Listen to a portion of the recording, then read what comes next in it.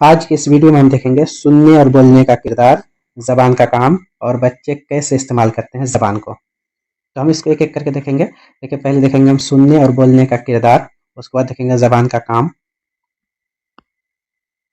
फिर देखेंगे हम कि ज़बान को बच्चे कैसे इस्तेमाल करते हैं। चलिए हम शुरू करते हैं एक-एक करके। देखिए देखिए यहाँ सुनने और बोलने का किरदार, ठीक है?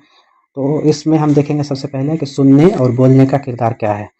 चलिए देखिए, ज़बान को तरसील और ख़यालात के इज़हार का वसीला माना जाता है।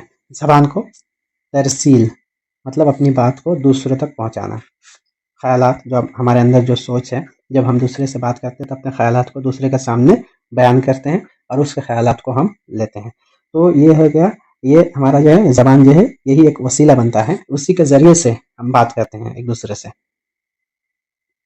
और साथ ही गिरदोपेश को देखने, जब हम किसी चीज़ को देखते हैं तो ज़बान ही है, ज़बान के ज़रिए से ही हम दूसरे के सामने बयान करते हैं और उसे हम समझते भी हैं, देखते हैं और समझते हैं और महसूस करते हैं, ठीक है? और उसके बाद जब कोई चीज़ हमारे अंदर जब वो आता है तो हम उसका रद्द-ए-अमल का भी इज़हार करते हैं, फीडबैक देते हैं उसके ज़रिए से, या किसी बात का हम जवाब देते हैं। तो ये सारी चीज़ किसके ज़रिए से होता है? ये सब ज़बान के ज़रिए से होता है। ज़बान एक वसीला है, ठीक है? इसका जो है ज़बान एक ज़रिया है, ज़बान एक वसीला है, ठीक है? करने के लिए भी ज़बान का इस्तेमाल किया जाता है।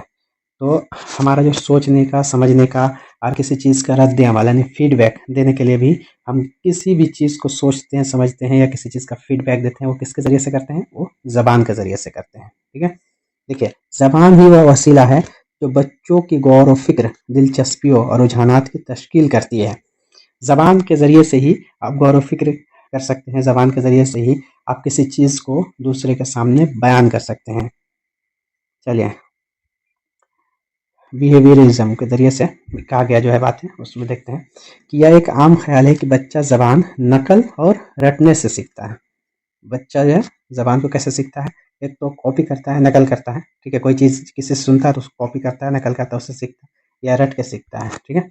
नोम चॉम्स्की कहते हैं कि ज़बान तो एक पैदाइशी सलाहियत होती है। क्या होती है? एक पैदाइशी सलाहियत होती है। तो ये अलग-अलग लोगों का राय है इसमें, सबको याद रखना है कि कौन किसने क्या कहा था ज़बान के बारे में।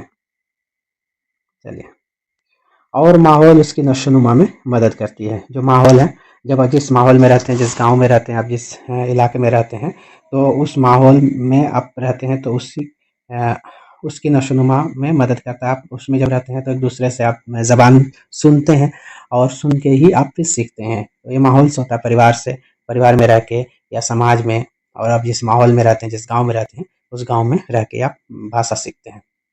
ज़बान सीखने का अमल एक तख्लीकी अमल होता है। ज़बान सीखने का जो अमल होता है, एक तख्लीकी अमल होता है, ठीक है?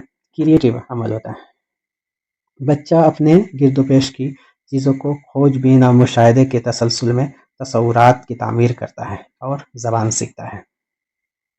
तकरीबन 3 साल का बच्चा, 3 साल के बच्चे के बारे में कहा जा रहा है कि तकरीबन 3 साल का बच्चा मुख्तलिफ ज़बानी खेल खेलता है। तो यहाँ ये कहा जा रहा है कि कोई जब बच्चा पैदा होता है तो उसको कोई सिखाता नहीं है, बल्कि वो खुद ब खुद सीखता है। कैसे-कैसे सीखता है? तो उसी के बारे में बताया जा रहा है कि देखिए देखिए, बच्चा है मुख्तलिफ ज़बानी खेल खेलता है। बच्चे को देखिएगा आप आपस में वो लोग खुद ब खुद कुछ न कुछ खेलते रहते हैं और उसको कोई सिखाता नहीं है, कोई बताता नहीं है, वो खुद ही खुद उसको तख्लीक करता है, खुद ही खुद उसको क्रिएट करने की कोशिश करता है। देखिए, गाने गाता है, कोई गाना सुनता है तो उसको अपने हिसाब से उसको गाने की कोशिश करता है। और देखिए, इश्तिहारात की नकल करता है। जब टीवी में कोई साबुन-वुबुन का प्रचार आता है या किसी चीज़ का प्रचार आता है, तो उसको वो दोहराने की कोशिश करता है, उसको उसकी नकल करता है, ठीक है? तस्वीरों की बुनियाद पर कहानी सुनाता है। जैसे कोई किताब में कोई कहानी कोई तस्वीर देख लिया, तो उस तस्वीर को देख के खुद से कहानी क्रिएट करने की कोशिश करता है और अपने मन की बात को बताता है। गर्ज़ ये है कि वो अपनी ज़बान जानता है। तो इससे क्या पता चलता है कि वो अपनी ज़बान जानता है और इस ज़बान को उसने किसी से सीखा नहीं है, बल्कि खुद ब खुद सीखा, माहौल में रह के सीखा, सुन के सीखा, रट के सीखा, उसको दोहरा के सीखा, ठीक है? उसको रिपीट करके सीखा। उस ज़बान को सीखने में उसकी किसी रस्मी इदारे या स्कूल ने कोई मदद नहीं की। देखिए, वो अभी स्कूल जाने से पहले की बात है। किसी इदारे में जाने से पहले की बात है। उसको किसी ने सिखाया नहीं, बल्कि वो खुद ब खुद सीख रहा है समाज में रह के। अब यहाँ एक सवाल ये है कि फिर उसने ज़बान कैसे सीख ली? फिर उसने ज़बान कैसे सीख ली? इसका जवाब ये है तो इसका जवाब है कि बच्चे का वही तख्लीकी रुझान। कौन तख्लीकी रुझान? देखिए यही सब तख्लीकी रुझान कि वह ज़बानी खेल खेलता है, गाने गाता है, इश्तहारात की नकल करता है, ठीक है?